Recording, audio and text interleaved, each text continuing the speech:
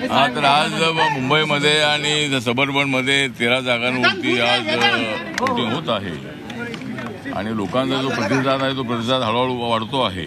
लोक वोटिंग करण्यासाठी येत आहेत आणि पर्सेंटेज संध्याकाळपर्यंत चांगलं होईल अशी आम्हाला अपेक्षा आहे. एक तर देशभरामध्ये नरेंद्र मोदी यांनी अत्यंत चांगल्या पद्धतीचा प्रचार केलेला आहे आणि इंडिया आघाडीवर जबरदस्त अशा पद्धतीचे वार केलेले आहे.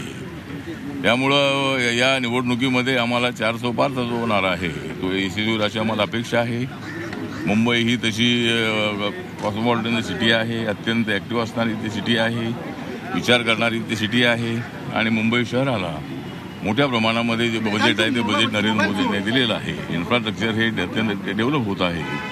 त्यामुळे लोकांना ते दिसतंय की ते डेव्हलपमेंट होत आहे. त्यामुळे मुंबईचे 6 मतदारसंघ आहे, 6च्या 6 ठिकाणी आम्हाला विजय मिळेल आणि बाकीचे जे 7 मतदारसंघ आहेत त्या ठिकाणी जरी लढत असलीही तरी आम्हाला त्या ठिकाणी सुद्धा यश मिळेल अशी आम्हाला अपेक्षा आहे. सर, तुमच्यानंतर उद्धव ठाकरे कुटुंबियांसहित आता इथे मतदानासाठी येत आहेत.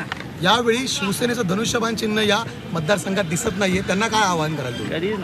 आता या मतदारसंघामध्ये ते धनुष्यबाण नाही आहे, कारण इथं उज्ज्वल निकम जे आहे ते BJPचे उमेदवार आहेत आणि जे धनुष्यबाण हे सिम्बॉल आहे, हे सिम्बॉल जर उद्धव ठाकरे जर आमच्यासोबत असते तर कदाचित या ठिकाणी धनुष्यबाण आपल्याला पाहायला मिळालं असतं. पण उद्धव ठाकरे यांनी जर सुरुवातीला चूक केली आणि BJPच्या विरोधामध्ये जाऊन काँग्रेस राष्ट्रवादीला त्यांनी सपोर्ट केलेला असल्यामुळं धनुष्यबाण त्यांच्या हातातून गेलेलं आहे आणि आता ते एकनाथ शिंदे यांच्या हातामध्ये आहे आणि ते धनुष्यबाण चालवण्यामध्ये अत्यंत एक्सपर्ट आहे.